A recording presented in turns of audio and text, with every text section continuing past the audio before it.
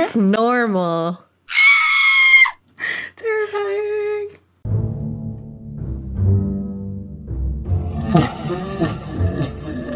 Hey, you over there.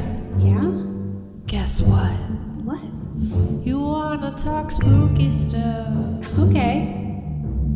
Hi, I'm Kay. And I am Gabe. You're a ghoul. Sure am. Wow, same. What brings you here next to me? I'm kinda over humanity. Yeah, people are trash. Just like our bodies. You know there's a lot to say about how medium is made. Like there's a more to every story. Exactly.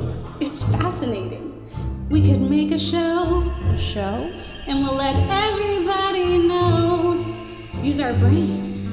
Brains. No, not to eat, to educate. Oh, okay.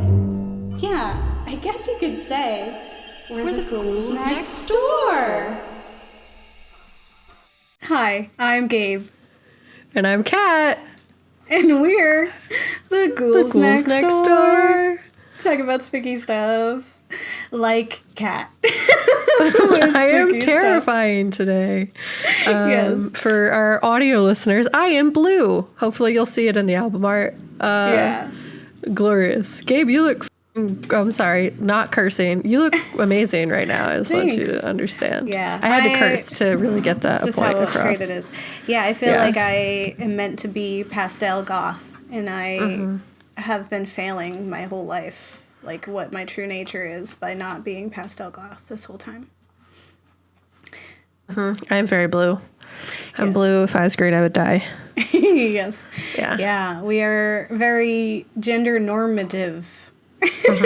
In that we are inspired by Melanie Martinez's K-12, where she sets the tone of gender norms and how they're trash right from the beginning by complaining that women have to wear pink and the boys have to wear blue, and to the point where some of them are blue. So Literally Kat is are blue. representing the horrors that be that. And I get to dress up as Melanie Martinez. Just And be the so people hottest know. goth pastel lady ever that ever was. Pastel goth, yes. Just so people know, it was Kat's decision. This wasn't like a lotto. Kat always chooses this. Yeah. This is what she wants. It's normal. Terrifying. My eyes are always crazy. I don't know how to not crazy them. Oh, I do, but it's Yeah. like whenever I'm aware I look extra, Yeah. I have to take that extra Then you step have to to look be terrifying. I have to be scary. I am so happy for Melanie Martinez that I have discovered my true identity of pastel goth. Because I didn't know I was supposed to be that, but clearly I am a Lolita now. and I have been denied true beauty my whole life by not being this from the beginning. You can start from here and keep going. Yeah, I can start from here. I need to dye my hair this color. With two colors. Because that's for what real she life. does. Yeah, it's nice. I also finally got to wear, I bought one of those strawberry pretty dresses. I finally get to wear it, and that's Yeah. fun. Yes. Excuse. I don't own white clothing, so I have this one shirt, and I had to make a collar out of yarn because I don't own white clothing. But here we are. Yeah. Today we're going to be talking about Melanie Martinez's K-12, which is her visual album film. It's just a film. It's not even a visual album because it's full. Its entirety. I had... When we looked up horror movie musicals, this popped up, and I was like, what? And it got me thinking about a conversation that I had with long fan and good friend Jeff Bissay about horrifying music. Just songs that were horrifying. And I remember years ago when Billie Eilish had Bellyache when it first came out, thinking like she was like 16 years old, and that's a horrifying song. Like she's like murdering her friends, and and it was like that's a horror story, right? Like it's not boops, like spooks and booze in the night kind of thing. It's not like monster mash, which is what you think of when you think about horrifying songs. But there are songs that just in nature are really terrifying. And so I was like, this would be really fun to talk about musicals, to specifically address like music that is horrifying or trying to show a message or convey a message in a way that's horrifying, because the content is, or the real life is. It's a little different from what I originally imagined. I had this whole thing where I wanted to cover Poppy, who is that like performer, and she's like really like everything is very white. Everything, like her hair, herself. I'm Poppy. I'm Poppy. I'm Poppy. I'm Poppy. I'm Poppy. I'm Poppy. I'm Poppy. I am Poppy. Her clothes, and she like talks like whisper talks, and she's like, "I'm Poppy," and she's like Lord. Really creepy. Yeah, she's just like, "Hi, I'm Poppy, and this is my YouTube channel," and she has like this. I like went down this like rabbit hole of YouTube where people had these conspiracy theories about her, maybe calling for help through some of her songs or some of the videos that she made, because she have like 1 minute videos, like they'd be really short, but they'd just be like kind of like they're controlling your minds. Like they were all weird. My favorite thing about the internet is the arguments. I'm mad at you and my opinion is correct. Argue on Facebook. We're having so much fun on the internet. And there's a lot of like drama behind like her producer and like them essentially blacklisting the performer who came before her. Okay. So there's like a lot. But her songs are just like generic pop music, and sometimes they're a little angry. But I was like, oh, that'd be fun. And then we listened to K-12. We watched it, and I was like, I have never seen anything like this. Yeah. It was very fun. Like, and the horror was on the nose. You didn't question anything. Like, you were like, oh, this is what this is about. Cool. And the lyrics were fantastic. Like, she has a really good cadence about how she like says words that really lended to like the setup as well as the performance. It was just really entertaining. But yeah, the movie, in addition just to the lyrics alone, were fantastic. And the like sound quality, you could listen to it without having the visuals and still be like, this is a bop. Yeah. I've been listening nonstop for writing this article or piece for it. But even still, I was like, this is really great. And I, recommended it to Roland, our cinematographer, because he loves songs and this specific type of music too. Like, I never would have thought like this pop would be there. But as we kind of go into this, I just feel like I wish growing up I had someone like Melanie Martinez writing songs about these issues. And as we like, when I go in and unpack what's happening in there, like I'm just, even as an adult now, I'm just thankful that she's out there and she's saying what needs to be said, and hopefully is helpful to young people. The same way I feel about Lil Nas X, like that he is out there. He's making it a safe space. Like he is paving the way so that others can follow suit and feel comfortable in their own skin. And that's what Melanie Martinez is doing in this whole film and album. And so I'm just very thankful, and I'm jealous because I would have loved that opportunity. But it's okay. It's here. Yeah. And so it's future generations have it. Yeah. Also, like, imagine how cute I would be if I was passed out goth a long time ago. Yeah. Sorry, my cat had to walk by. She has to. Go. Get out of here. Shoo. It's my turn. I talked a lot. So K-12, for anyone who's interested and are like, I never thought the Ghouls would cover a music film like this. It is a brave-hearted girl and her charming best friend make a bewitching pair as they embark on a mission to take down the oppressive schooling system of K-12. And the directors are Melanie Martinez and Alyssa Torvinen. And that's cool in and of itself, is the fact that she directed it. Yeah, not even just like sung and but she also like did the the whole directing as well. Yeah, and I'm pretty sure she also contributed to the aesthetic and the design. Like she contributed to that, which is great because she has a very specific look to her as well. As if you're watching us, you can see that, and it's like everything is like that. And visual albums have popped up all over the place. Thinking of like Beyonce's Lemonade, which told the story of her coping with a cheating spouse and going through the stages of grief.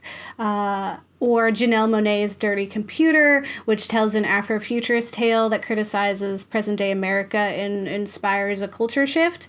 But even still, both of those are really like music video album first, and then like a story second. Like it just happens that there's like a through line, but it's not really like the whole thing wasn't designed with a film in mind.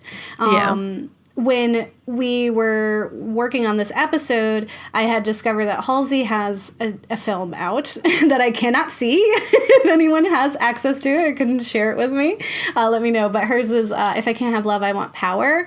And I'd be super excited to do a follow-up to this kind of theme to cover her film because it looks phenomenal. It honestly looks like an adult version of what K-12 ultimately is and has similar themes of the oppression of women in our patriarchal society. So super interesting. But, with all the different visual albums out there, and even with them creating like entire worlds, like I said, like Lil Nas X also creates entire worlds with his videos, and they seem to exist in a similar space. The Montero prison exists, right? But I still, like, none of them seem to weave the visual with the music quite as well as Melanie Martinez has with K-12.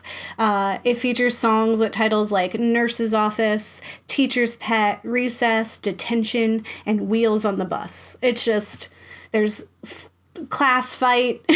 there's so much.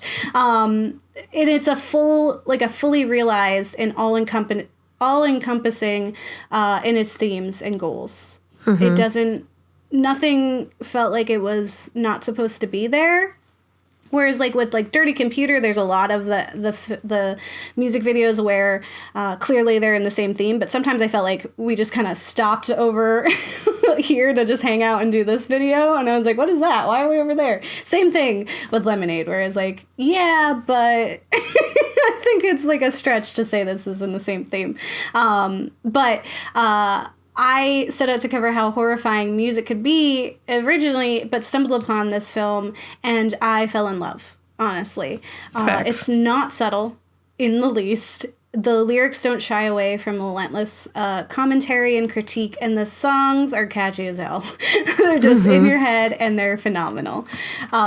So what is it? What happens? Let me tell you why it's so great. So K-12 follows Melanie Martinez's character, Crybaby, the namesake of her previous album, and the name of a character in another musical, Crybaby, played by Johnny Depp, so that's fun. But Crybaby navigates her way through the hellish landscape of school, which Kat will dive into why school is truly terrifying and oppressive. Yep. Don't stay in school, kids. It's like, or you fight against the powers that be, because it is grim. So we'll get into the real life things for that. But Martinez released this album all at once, premiering it with the film, which is different from what usually happens with music, where they will release singles to kind of get people interested and excited for the piece altogether. But this was like, no. And it still was like incredibly successful without having those teasers there. And I get it, because honestly, like, they could fit on their own, but they are just so much more impactful when you think of the whole film and why they fit into the school kind of situation. So the film begins with Crybaby walking, and she's getting ready for school. And she has this internal monologue that just immediately sets the tone, where she is over gender roles and the pressures of society that are put onto girls to look and behave a certain way. And she remarks about the gap in her front teeth, that she had like this nightmare, but the gap was still there, and that's like very much a part of her. And she even ponders the name of Lilith, who plays a part later in the film. And if you're unfamiliar with Lilith, that's Adam's first wife and mother of demons, feminine monster. And if you want to learn more about that, you can check out our She Never Died episode for me to tell you all about it. Aesthetically, the film plays into Martinez's personal brand of pastel goth. It's like Lolita inspired. There's pink and blue and lace and floral, and everything is just in line with this theme of the film, even the Versailles-esque school that she ends up in. And it gives us this bourgeoisie feel, which I felt like it was very appropriate, considering the toxicity of the film and what she's trying to express.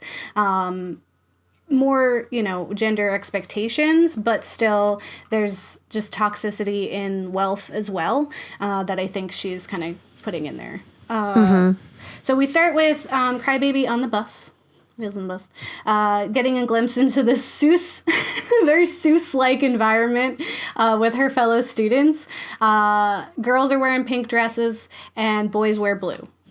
The dresses are also really short, and she marks on that. There's like a scene where they like flip their skirts up, and it says like F off on their underwear. But boys wear blue. Some are completely blue, like Kat in our episode. And she kicks off with Wheels on the Bus, while her fellow students do like coordinated hand dances along to the tune. And we get the first hint that Crybaby and her friend Angelita are not as plain as they seem. They have these black eyes. They can kind of take these like demonic black eyes, and they end up cursing one boy who was bullying Crybaby. And there's like, the whole song is really about like not having any supervision for young people. And over the course of the film, more girls are revealed to be these other witch-like and full of power girls who are just waiting to be awakened. The songs all feature some school-like theme, like I said, with the titles. But they also, that's just like the surface of it. They're all trying to cover heavy and emotional topics under it. And like we said a few times, it's not subtle. It's very in your face, and I'll tell you some of those lyrics so you know. But she ultimately explores themes of bodily acceptance, the pressures of society, and also how to learn to love yourself. And also just some of the problems in society. There's like a song, Teacher's Pet, which is about like a young girl getting taken advantage of by a teacher. And this idea of like, I don't even care. Like there's like a lyric that's like, I don't even care if I pass the test. Just tell me you love me. And it was like, yeah. And then the visuals are super triggering. Like it's definitely horrifying. Like there's so many where it's like this poppy song, and then you listen to the lyrics and you're like, wait, that's not cool. In the song Show and Tell, she covers a common issue for young people and students of being constantly surveyed and critiqued. She has lyrics like, show and tell, I'm on display for all you effers you see, or buy and sell, like I'm a product of society. Art don't sell unless you've effed every authority. Essentially, you are a commodity. You are an item, and you have to behave a certain way for people to want you or to approve of you. And there's also this common theme of loving your imperfect body. So she has lyrics that reference that throughout, including in Show and Tell, where she says, why is it so hard to see? If I cut myself, I would bleed. I'm just like you. You're like me. Imperfect and human we are. In that, it's a little more like her performing. So in that song, in this part of the film, Crybaby has been turned into a marionette. And she's performing for her fellow students, and she's controlled by the teacher. And so they're laughing and gawking at her as she's like sadly performing. She's clearly upset, and begging them to see that she's as real as they are. And I think this is also her attempt to explain the pressures of idol culture. She says, there are strangers taking pictures of me when I ask no more. And when you think Martinez was on The Voice at just 17 years old and has been in the public eye since that vulnerable age, it's no wonder that she feels like her whole life is on display and she's being expected to perform. just Yeah. like no matter what, and has always done that. Like in these critical times of her growth, was kind of robbed of that. And it reminds me a lot of Perfect Blue and how Mima felt she was losing who she was to the person that she was on stage, or to the person that her fans wanted her to be. And if you want to learn more about Perfect Blue, check out our episode on that, because we go way into idol culture, which is what the song is about. The bodily expectations and pressures persist in songs that honestly really got to me. Like some of my favorite are very emotional. And when you're thinking of this like super pretty aesthetic and like these dolled up girls, and the songs are really catchy and fun, and then you like take a minute to listen and you're also like watching her performance, it's really heartbreaking. Like she does a really phenomenal job of like, this is a cry for help essentially, and not like that just her directly is being harmed. It's like all girls, like all young girls are being impacted in this way, and it's like a cry to society to fix it.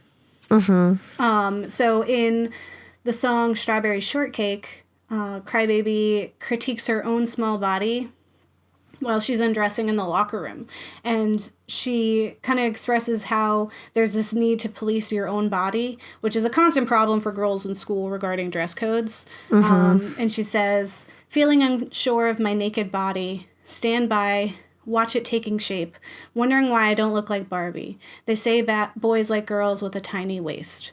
So that pressure of like, you have to be what boys want you to be. And then she also addresses the problem with asking girls to watch what they wear instead of teaching boys to respect them, with the line, got sent home because my skirt was too short. But furthermore, while she, in this scene, she is in this large cake dress.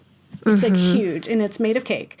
And she's crying as these boys who are like zombie-like shamble forward and are just devouring the cake, which is her. And she's like terrified and clearly violated, and she sings, "That's my bad, that's my bad. No one taught them not to grab.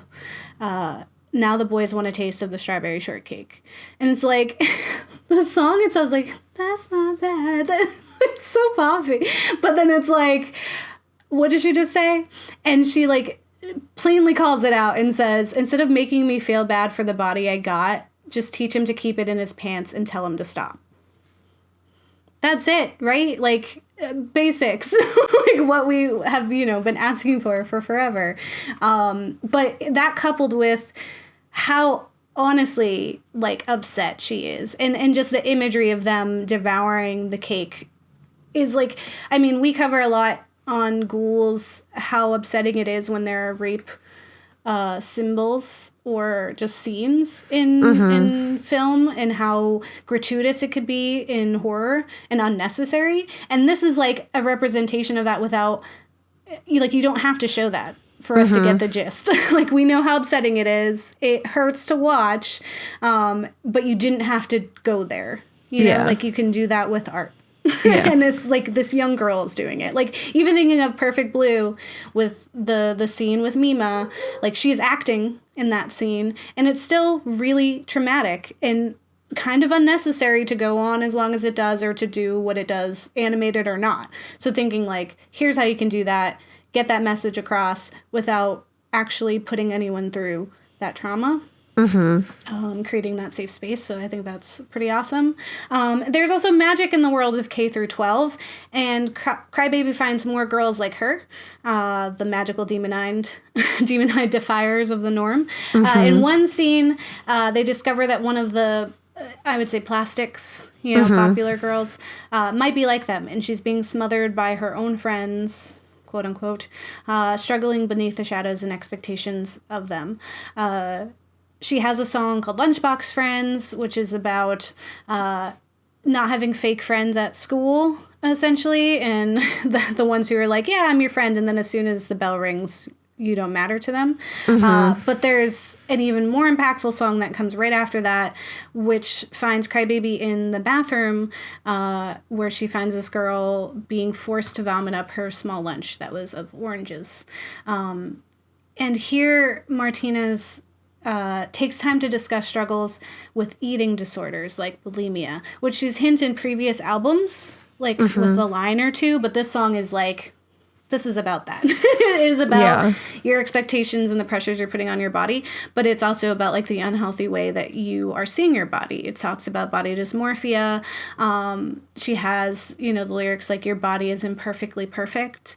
And the line that really struck me in that song was, I wish I could give you my eyes because I know yours aren't working, which is a commentary on body dysmorphia. And it's like, you don't see that you're fine already and that you're okay.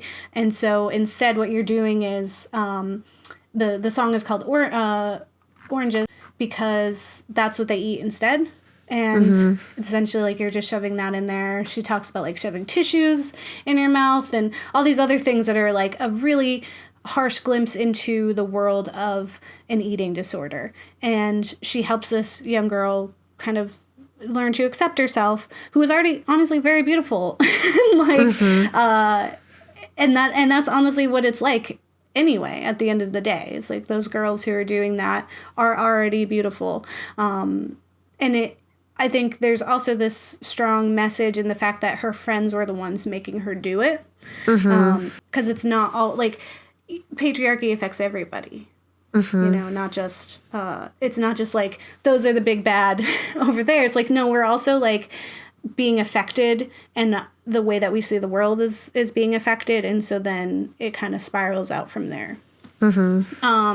And she, helps this girl and they become new friends. But I think what's really important about that song and that scene is the approach to this issue, because it really comes from a place of understanding and not critique. It's not like, you're wrong, you're being bad.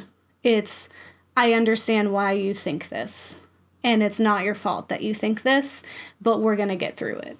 Like together, and there's like a sisterhood in that, and I thought that was really beautiful.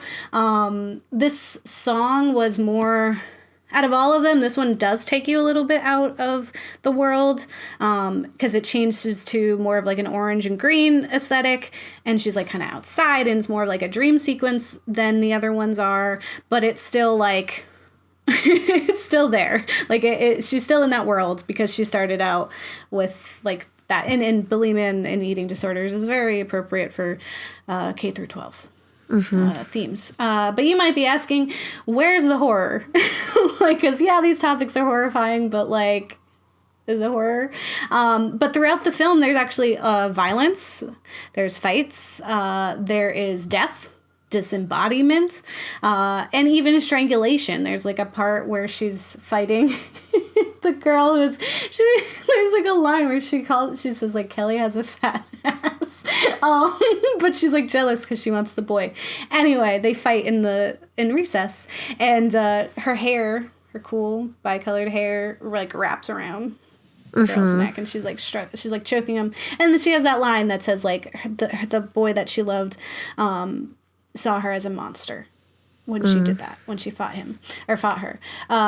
So that happens, but there's the principal's cut up into pieces, and then also just the themes are pretty horrific.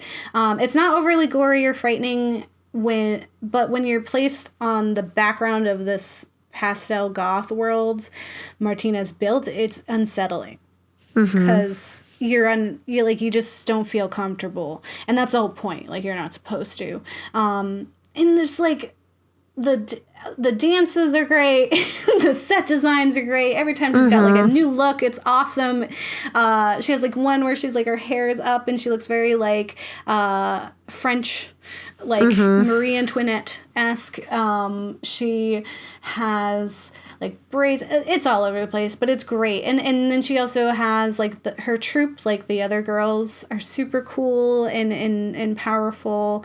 The boy was like a crush on her, is really cute. There's a lot. So I can't say enough how delightful and also how very emotional this film was. There were points where I was genuinely like tearing up, especially like with Oranges and Strawberry Shortcake. Those really got to me, just because she like really isn't holding back with those lyrics, and when you're seeing that, it's hard to like shrug off. I don't know what I was expecting, but I was way more than pleasantly surprised by this film and the songs. It's expertly woven, and learning that Melanie Martinez directed it is even more impressive. Like, I was like, that's so great. I love that you all are doing this. Did I say Lil Nas X directs his stuff too? He does. Good job, kids. You're doing wonderful work. But the characters are interesting and charming. The songs are bops. They're just, like, you can listen to them. Like, when we were talking about Repo, I was like, yeah, you can listen to them on their own and they're fine. But this is like, but either. You know, you can just honestly listen to her, or you can, like, move. You could just listen to it on the film. And the film is also really nice to look at. It's pretty. One of my favorite songs and videos was Detention, which still has criticism in it, but it was really fun. And she's like in a cage and she's like being hot and like flirty. But it was also like, don't touch me unless I say. Yeah. And she has like her like high school sweethearts was like, we should like love me or get out of here. Like, what are we even doing right now if you're not in love with me? And I was like, yeah. I was like, yes, please have that confidence and demands that kind of love from anyone, even your high school sweetheart. Like, do that right from the get-go. No playing around. Like I said, Teacher's Pet was super emotional too. Like, every time I listen to the album, there's a new song where it's like, no, this is my favorite. Like, when we were watching, I kept saying it to Kat, where I was like, this is my favorite song. And there'd be like a song later, I was like, no, okay, this one's my favorite song. So I don't want to spoil what happens at the end, because I do really want people to watch it. It's an easy watch. It's on YouTube. It's musical, so you can also just kind of have it in the background if you wanted. But the ending is cute. It's peculiar. The themes are very like Alice in Wonderland. There's like a maze. There's references to Lilith again, so you get to do that. And it is really interesting to see, and just like how she weaves school themes with like the pressures of society on young bodies. And so really, really want you to watch it. I want you to watch it, and then I want you to like reach out to us and tell us what you think of it.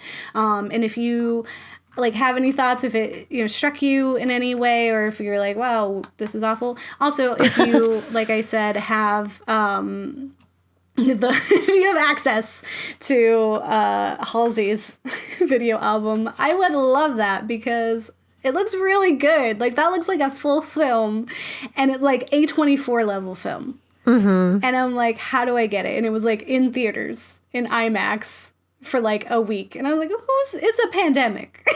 Yeah, who's gonna know a week's notice? Like, boy with love, I love you, but not that much. So make it online, please. Yeah, well, that's super real. This one was like so on the nose and like amazing in that it's just like, even in doing my research, I was like, this is a clear reflection of the one song or this or that, and it was like, she really was doing it, and she's young, like, so she's like really setting a precedent. Like, she's very young and still just saying it unapologetically and like out there. It's very refreshing, I think, because I feel like, I don't know, in my early 20s I wasn't that gutsy. No. Yeah. And that's what I agree, Gabe. Like, that it would be nice if we had like that kind of what is the word? Role model? Role model, exactly. Like, women being strong out there. When Christina Aguilera had Dirty, and I like wasn't allowed to watch her anymore. Like, that was like, because I was like young enough where they were like, oh no, now she's bad. Right? Like, and that's all we ever had. Like, we had the Disney girls who just went bad at one point, like, quote unquote. They just like had to break free of that image, and not like, we're not going to be bad, we're going to have the power in our hands. And that just doesn't really happen, especially for like idols, right? Like, the fact that you are a celebrity, at some point you stop belonging to yourself and you belong to the public. And the fact that she can still express her thoughts and critiques for society at that age, is phenomenal. Like it is so cool. And I'm honestly in awe and I love it. I was just like, yeah, I needed this. And I'm just so happy that like young girls have this, and boys too, like because there's a lot to learn. And if that's where you learn, like you should be watching where you like how you view women and that you shouldn't be touching them, then let that be where you learn that. Yeah.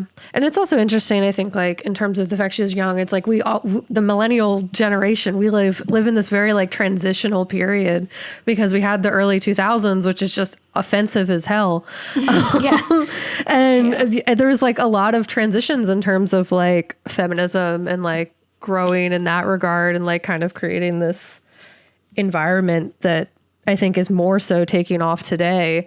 But we definitely lived in that like weird transitional period where it was not in any way, I think, as progressive as I think we thought it might have been. I think like it was growing very up. Neglected. I think it was neglected. Like people just didn't know what to do, so they didn't. Yeah. And so we were it was like, well, don't look at it. It's not real. There's no problems here. Yeah, Everything we're is over problems. fine. We fix them. Yeah. The ice caps aren't melting. Shush. Global warming isn't real. Capitalism is your friend. Yeah. Work hard, play hard, YOLO, and then that's it. Yeah. My section is titled When Schools Suck, But Education is Essential, because that kind of sums up, one, the entire essence of this film in that, like, the system itself is horrible, but educating yourself on, like, how to not be a terrible person is essential. And there's ways in which, like, education in and of itself, like learning things, is essential, but it really is unfortunate that our K-12 system exists as poorly and as, like, honestly, it's doing exactly what it was designed to do, but it's not helping us, essentially. So this film, as we were talking about, it was like super on the nose in kind of like the best way possible. In the horrors of like what the K-12 system is, I would argue she's like talking about both public and private education, as well as like the charter school systems or like Catholic schools. And in case you don't know, just like as a public service announcement to everyone here, why schools were made. The public school system as it is today was developed both as a means to provide childcare to working parents, as well as a way to train humans to exist inside a place for an extended period of time, specifically around like 8 hours a day. Schools are used as a means to train the workforce because to become like used to never seeing their families, never taking a day off, sitting for extensive periods of time, all things that would like super benefit you if you're working a 9-to-5 job or you're working in use the restroom.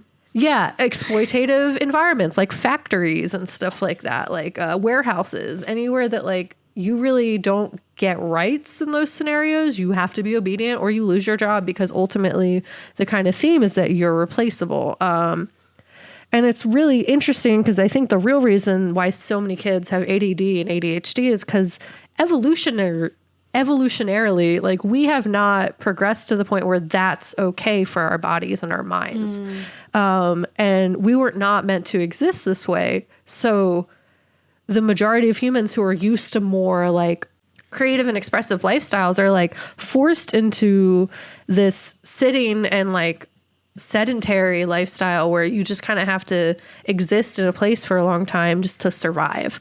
And wasn't it like Ford who like decided on the 8-hour work week? Like that was like hella recent. Like that was industrial age. It was because we're gonna have that. There was a labor shortage and they couldn't segment out the hours. Like you couldn't have one person work the morning shift and one person work the afternoon shift because a lot of people had died. Like that there was a labor shortage. It's almost like that's what's happening again now. So essentially to account for that was to extend the hours of the day so you could have a single person complete that work over a period of time. Like honestly, what would solve unemployment is if they went back to the previous method, which was to have someone work the morning shift and someone work the afternoon shift and someone work the night shift. And then everyone kind of exists within that shift cycle. And then they have enough time to like do dishes when they're home, see their kids, like general human being quality of life type stuff that does not exist in our current society. But their work would also benefit in that, like, they would have the energy and the attention. Like, honestly, 8 hours, no one is working 8 hours straight. Like, there are times when you're not doing anything, so it should be, like, less time where you're actually working, and then you move on. You go to the next, like, you do your life. Well, there would be more investment. There'd be better attention. There'd be more just, like, quality of life improvements that essentially would make people feel more focused and productive while they're actually at work instead of, like, this kind of endless existence in one space that you lose a lot of productive hours just because, one, like, lots of people have ADHD or ADD and they don't know it, or they have some sort of neurodivergency. Not like everyone, because there are obviously neurotypical people that are making these kinds of decisions that actively hurt people. But there's lots of people who just exist and can do this. Like, it's nothing. But they're actively hurting the people who were not designed to exist this way. And we really, none of us were. Ultimately. Yeah, even if you don't have ADD or ADHD, like you don't exist to be this way. Exactly. It hurts everyone ultimately, unless you are of the income bracket that is of the exploitee, the one doing the exploiting instead of the exploited. Like the principal in K through 12. Yeah. The principal song is like, does your mom know that you're like this? It was like, you just push, like, you abuse everyone because you have power. Like, that's what the principal song was. And it's honestly very intentionally done, and I'll get into that kind of like as we go. But schools are, as they exist, in active indoctrination, a training ground, if you will, for capitalism. And ultimately, since it's America, white supremacy, public and the patriarchy, because of the rules that they instill upon women. Public schools educate more than 91% of the U.S. population while only receiving 8.4% of the federal budget. The disparity increases further state by state in how funds are allocated between rural and suburban and urban districts. So, according to the Medium's article, The Unspoken Secret of Capitalism Destroying Education, if 8.4% of the budget is accumulated nationwide for education, urban schools, which hold the majority of the country's disinvested and exploited students, are receiving the crumbs of an already stripped federal budget. Public schools pupils enrolled in urban districts receive an average of $2,100 less per pupil than their suburban counterparts, and $4,000 less than students who attend rural remote schools, according to a recent study of EdBuild. And within cities, kids in predominantly white, non-white districts receive less than kids in predominantly white districts, around $1,321 less. If looking at this state by state, and specifically speaking about Pennsylvania, the state that the Ghouls reside in, there's an extensive disinvestment that exists throughout the state that largely targets Black and Latino populations. As a result, the lower wealth school districts have less money to spend on average, and the poorest 20% of schools districts have $7,866 less per student than the wealthiest 20%, a report said. Based on the calculation adjusted to reflect extra costs, based on like in low-income neighborhoods, generally there is more trauma within the population because of being like subjected to this like nationwide disinvestment. Like it's not even just like from the schools. It extends to food deserts. It extends to like housing. It extends to like everything that kind of exists under that bubble, being underfunded in specific areas that are intentional and targeted. According to this report, 428 districts educating 86% of Pennsylvania's public school students lacked adequate funding from 2018 to 19, with a shortfall of $4.6 billion. Billion. Yeah. Pennsylvania is not the worst, but it's it's pretty horrifying in how they distribute funding. So they're largely taxed locally instead of federally. So if you don't have if you have high local taxes, you can supplement what is not provided federally.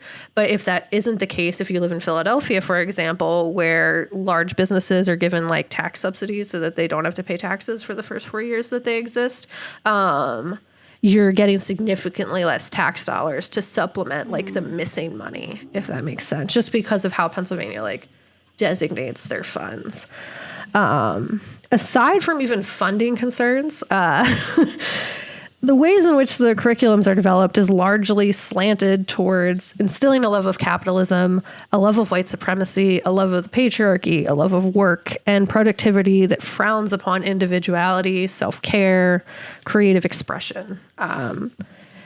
Ultimately, the K-12 school system is currently doing as it was designed to do. I feel like people have a really hard time understanding that. Like they think it's some...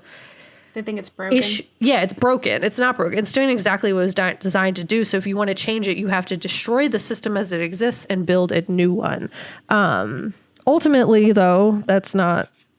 It's doing as it was designed, which was to make the rich richer and the poor poorer. In an article titled "How Capitalism Undermines Progressive Education Reform" by Mike Strivers, he states, "The real purpose of schools, the hidden curriculum, is to prepare students for a life in an autocratic workplace. Schools serving wealthy families are more likely to prompt students to think creatively and systematically, and have them practice making prescriptions of what others should do. Schools that serve working class students tend to emphasize compliance to predetermined rules, deference to authority figures, and strict disciplinary codes, previewing the lack of agency and democracy that they will experience on the job." Contrary to reformers' claims that the school system was or could be the great equalizer, the history of public schools shows that that was never its intended function. Their goal in mid-19th century America was to socialize workers into a merging industrial capitalist economy. As George Boutwell, later Horace Mann's successor as the secretary of the Massachusetts Board of Education, wrote, "The owner of the factories are more concerned than other classes and interests in the intelligence of their laborers. When the latter are well educated and the former are disposed to deal justly, controversies and strikes can never occur. Essentially, if you keep the population stupid and prideful in that ignorance, they can't rally together to overthrow these systems of oppression." Mm-hmm. We see this represented in the schools that serve working class students that are highlighted in the film, honestly, throughout. And the emphasis on compliance and like adhering to rules. So specifically in thinking of the song Nurse's Office, perfect attendance as a reward was designed as a way to create an unhealthy relationship with self-care and like going to school when you don't feel good or like you can, because ultimately that's not something you're going to be provided when you're an adult and in an office or a working environment. So they train you to think that missing school is like a problem. That's why there's truancy courts. Like that should be illegal. I understand like kids need to learn and like get an education, but they're targeted at people who like literally like there's the areas within they reside are so disinvested that like that should not be allowed. Like you should not require like financial penalties for truancy. If like you actually care that students are learning, it's definitely more oriented so that people know that they can't take a day off.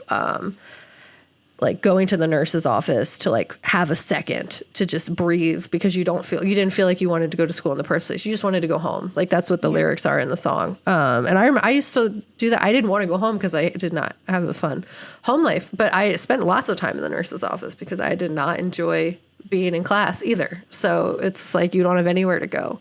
But it's ultimately, like, these things are designed to produce and continue ignorance. So if you think about, like, half the population that are super racist, and, well, it's more than half, but, like, you know what I mean? Like, are just, like, for capitalism because they think they're going to get a slice of the pie. And, like, they promote just, like, more racism so that they don't join together in, like, class and, like, overthrow these systems. Like, it's all super intentional and gross. And that's ultimately, like, I used to work in schools. That's why I'm very anti-school at this point. I'm pro-education. I think kids need to learn stuff. But do the schools that exist currently provide that kind of knowledge and, like, happiness and path to success? Absolutely not. And they won't until things change, ultimately. Because it's not the great equalizer. It never was designed to be. What are they teaching, right? Like, what are they not teaching? Like critical race theory. But it's also like the whole argument of like the school to prison pipeline, right? Like, we're underfunding and there's no up-to-date textbooks. There's no way for young people to succeed in certain areas. And so then it just leaves them with very few options, which usually result in them being incarcerated in some form, usually for nothing. Honestly. And then once you're in, because the systems we have are like that. It's all kinds of impression. And, I'm always thankful for your sections, Kat, because I do learn, because, like, I just don't ever think about, it just never occurred to me that schools are designed with this idea of, like, you conforming, and, like, there's always, like, conforming and, like, you wear uniforms and you're, like, supposed to, be what society says is the right way to be. And, like, growing up in the way that we did, like, when you were different or you didn't cater to what they expected, then you were bullied or you suffered the consequences for that, even from, like, instructors. But to think of it as, like, workers, like breeding workers, is even more stressful or, like, equally stressful. And I think, like, there is a lot of that. We have to conform. This is BS. Like, we shouldn't have to do this in the film, which I thought was really great. Like, yeah, just thinking of, like, the not, like, you have to ask, like, she remarks, like, I literally just asked to use the restroom. And the fact that, like, kids have to, like, that's crazy. But then you're like, I've heard horror stories of workplaces that are like that. Like, Mojo was telling me she heard a story of a woman who was pregnant and she had morning sickness, and her boss was like, you keep going to use the restroom too often. And she was like, well, I'm pregnant and I get morning sickness. So they gave her a trash can. And they're like, you can't leave. You have to just vomit in this trash can at your desk, which is still disruptive and doesn't benefit her work at all. Or thinking of, like, Amazon workers who are peeing in bottles because they're being fined if they leave their post. Yeah. No, it's honestly, it's so upsetting on so many different levels, because it's like, I didn't even really talk about the ways in which, like, the patriarchy are upheld in schools. The way, like, if you're showing your shoulders or your skirt, you get sent home.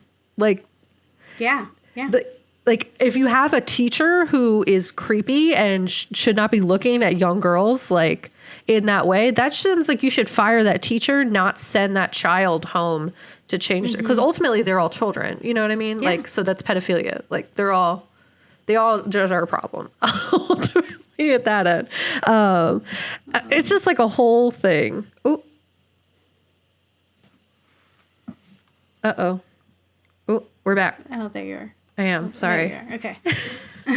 But yeah, ultimately it's a whole problem where there's just so many layers to it, in which, like, all the things that are wrong with society are basically, like, upheld and, like, ingrained into people. Like, even all history's taught. Like, all the textbooks are from Texas, and they're manipulated. We know what trash that is. Yeah, they're manipulated by money, and basically, like, their school systems, textbooks, even if they're not updated, they're, like, inundated or, like, drenched in this, like, Christianity first, manifest destiny, this capitalism. You have the American dream, all the great things. Everyone wants to come here because it's so great. Everyone wants to come here, and we can't let everyone come here because, God, there's so much great stuff that happens. Yeah, not you know the what I ones mean? From the shithole countries. Yeah, it's not like anyone wants to be here in the first place. Like, it's honestly wild. Like, the amount of just, like, kind of, it's not brainwashing because that doesn't exist, but, like, kind of, like, intentional manipulation and stupidity that is created through it. Just, like, through not teaching critical thinking skills, not, you know what I mean? Like, it's just really, it's all very intentionally done. So I think education's super important. People need that. But the schools, right education. And what's awful too is that people don't get paid enough that like they could send their kids to better schools. They aren't paid enough that they can stay home with their kids. You know what I mean? Like it's either work or die. So lots of people don't even have like the option to find a school that isn't terrible. That isn't like tell your kid to sit there until they pee themselves kind of energy. You know what I mean? So the world sucks. Yeah. Did you know? I'm blue today, so it's fun. It sucks, but it's a little fun. Blue. Yeah. And I think that's like one of the interesting parts of this film is that it is really fun and beautiful on the outside, and then you like look and you're like, oh, wait a minute. And I think that makes it a more digestible and accessible medium, like for people to get the message, is through these fun songs. And it's like the best way to use your impact, right? is to educate in this like sly way. Like you don't even know you're being educated because you're just having fun, which is edutainment. Yeah. So Melanie Martinez, you're an edutainer like us. And I'm not saying like teachers suck. Like there's some teachers that do a really good job and make up for this horrible situation that they're in. There's some situations within school that can be really positive for students if they don't have a good home life, etc. Like that still exists and it still is true while there still exist problems. Essentially. Yeah. And I think it's, like you were saying, it's working the way it's supposed to. And this, similarly to any other institutions that are in America, there are some good people who are trying to do the best that they can in those institutions. But when the institution itself is the problem, then you can only do so much. You can't fix it from the inside because it's not broken. You just have to redo it. And there's a lot of stuff we have to redo in this country. So, but I think, there's a lot of empowering messages in this film, and along with that, like there are a lot of Gen Zs, like kids who are working hard to fight back against like the patriarchy and gender norms and expectations, and are just over it. Like they're over that. And I love that they are like, that, like hearing more and more about like people going against dress codes or fighting back against school if they're not allowed to attend the prom a certain way or with a certain person. Like those things like seem small, but they were impossible for like me and like my friends. Like I can't imagine us doing those things. Even to this day, like I'm wearing this dress now, if you're watching, that my shoulders are out, and I always am like it's in recent years that I was like, I am allowed to show my shoulders. Like like I still feel like, oh no, my shoulders are out, what's gonna happen? Like it took a lot of unlearning of what was expected of me and what was like ladylike or professional, and a lot of those things that you just have to like it is what it's professional if I'm a professional and I'm doing this. Like like if that's what it is, that's what professional looks like today.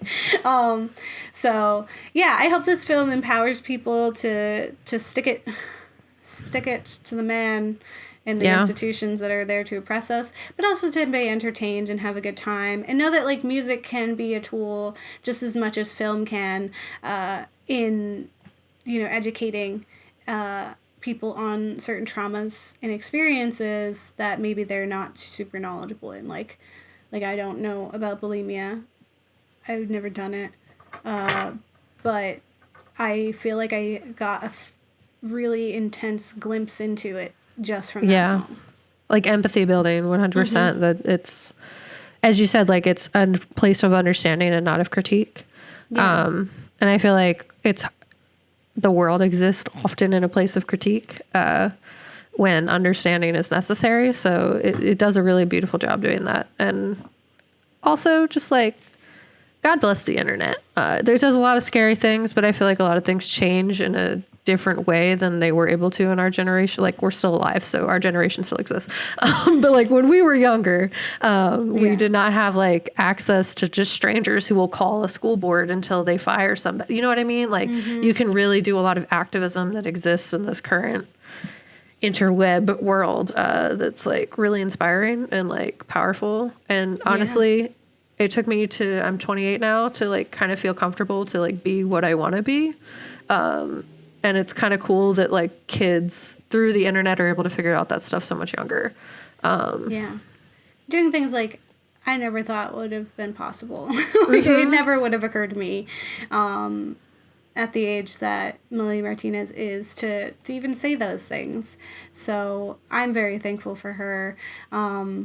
Look forward to what the future brings. You know, like Olivia Rodrigo is doing some things too. Like, yeah, you young kids are doing it. I feel like a old lady. You youngins. The youngins, they're really out here. Snappers. Yeah. Causing good trouble, you know? Yeah, good trouble, yes. Yeah, well, that's our episode for K through 12. I hope it was a pleasant surprise to see just like straight up visual album for our musicals episode. We have some more classic horror musicals coming up, and you know, I hope you enjoy those as well. But remember to like and subscribe if you haven't already, and shoot us an email at theghouls.nextdoor@gmail.com, or you know, subscribe to our newsletter. Tweet at us, subscribe to our newsletter, tweet at us, whatever. And let us know what you think about K through 12, or if you have any suggestions, recommendations of other horror music, like horrifying themes in songs or albums that are making statements and pushing against norms. Because I'd love to expand my listening. Yeah, right now it's mostly just like Korean R&B, and I can't tell you what they're saying because it's in a different language. Yeah, I live for lyrics, so I would also be super excited to receive recommendations in that realm.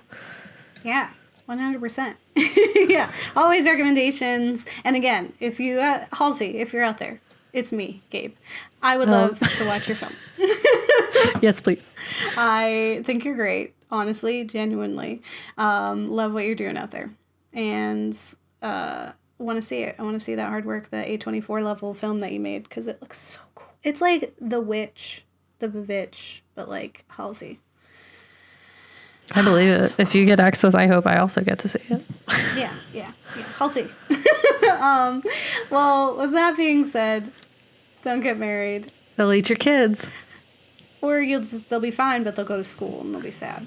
Yeah, they'll be oppressed and then funneled into this like endless system of workforce, and then just feel sad their whole lives, and like whenever they're not doing anything, feel like they're flawed as people because they're not being productive for 2 seconds, and don't know how to relax because it's just endless.